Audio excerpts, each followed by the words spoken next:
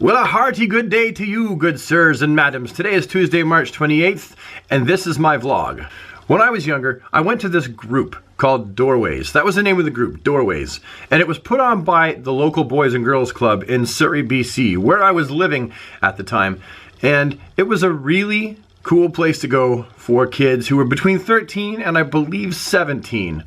Now, the Boys and Girls Club, classically, when you think of the Boys and Girls Club, you think of a building where kids between 8 and 12 or 13 will go for after-school programming, and they can maybe have a snack, they can play some basketball, watch TV, or whatever, right? Maybe there's some programming, some games and crafts, but that's typically what you think of when you think of the Boys and Girls Club, and it's not cool to go to the Boys and Girls Club. I mean, you might as well be a Boy Scout. Nothing wrong with being a Boy Scout. I'm just saying on popularity level, when people find out you're a Boy Scout, they're like, oh, you're a Scout.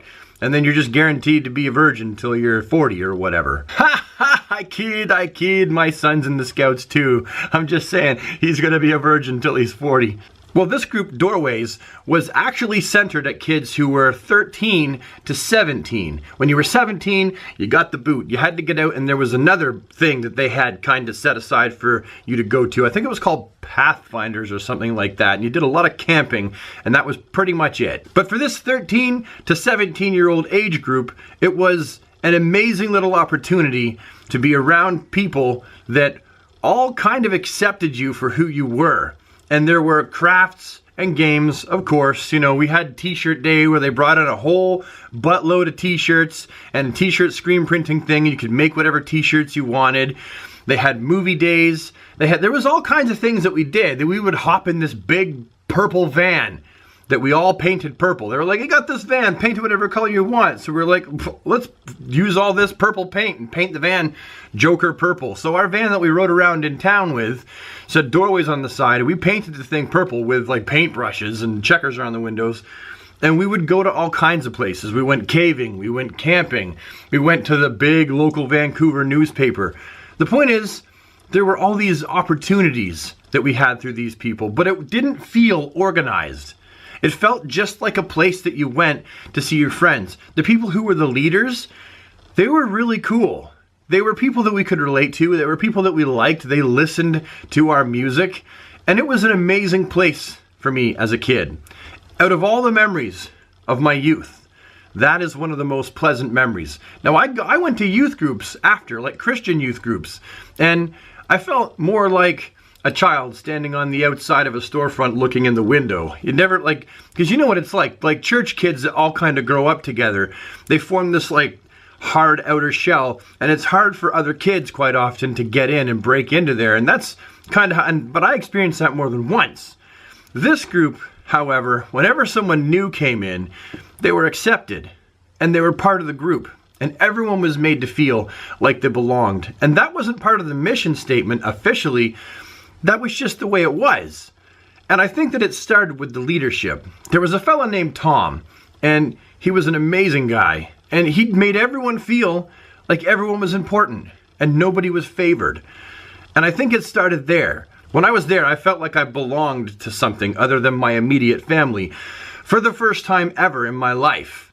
I'd never felt that before. Now, I grew up in Ontario, and then we moved to BC when I was a kid, and we also moved out of BC when I was a kid. We only did a stint of 11 months in BC because we moved there because it was the 90s, and finding a job in the 90s was pretty damn hard. My dad is a trained millwright, which is an excellent trade to have, and it pays good money.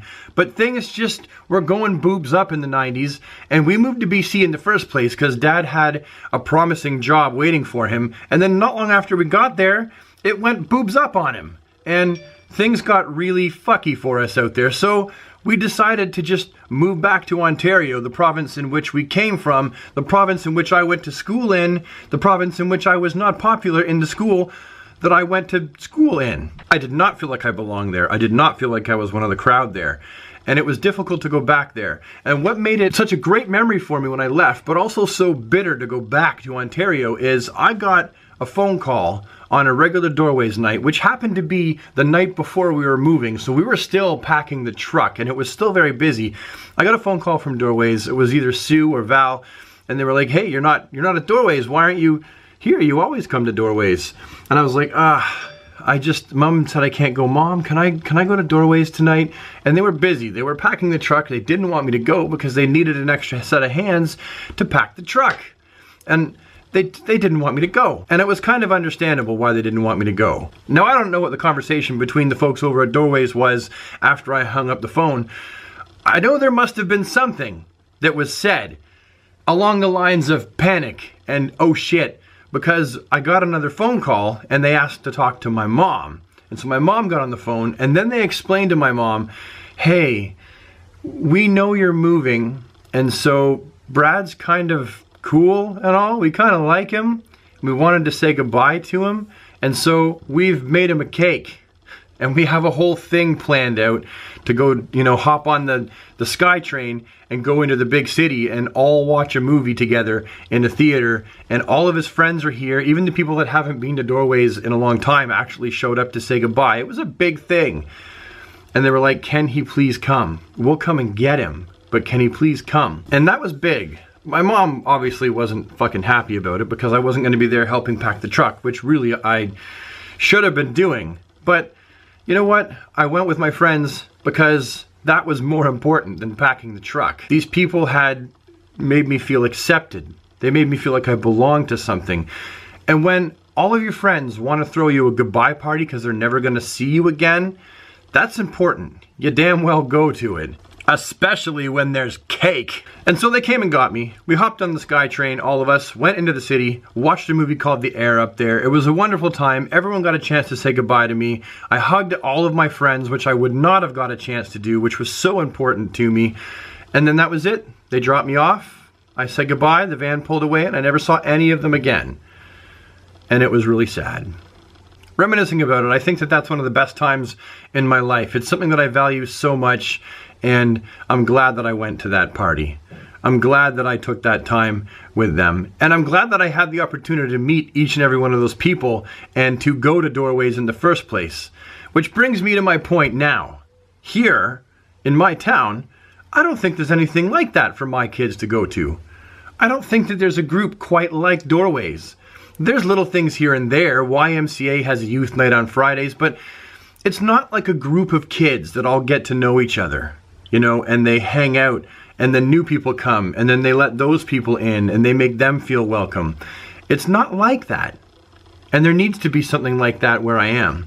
Margaret's been on me for years about possibly trying to start something like that up, but I don't even know the first thing about how to properly contact the Boys and Girls Club, and then do I have to get funding myself? Do I have to raise some? Do they pay for it all? Is it city funded? I have no idea. And then even if I did start it up, am I the kind of person that could look after and run a thing like that for all those kids and be the guy on top? I don't think I am. I'm a little bit too fucky and I get stressed out about stuff. So I'm mourning the thought of it not being here in town, and I'm mourning the loss of that from my youth while being thankful for it. Does that make sense? Point is, I'll always be thankful for the time that I had at Doorways, and I wish there was something like that for my kids. And at this point, I'm not sure there is. Sometimes I wish that your memories were like a time machine and you could just go back and live them. Possibly project them on a screen and watch them, and then film them, and then put them up on YouTube. That would make vlogging a lot easier, wouldn't it? Anyway, now I'm just getting into rambling. These are my thoughts, and they end kind of abruptly, don't they? I thank you so much for watching and taking the time to listen to what I have to say. That means a lot to me, and I'll see you next time with the next video. Goodbye.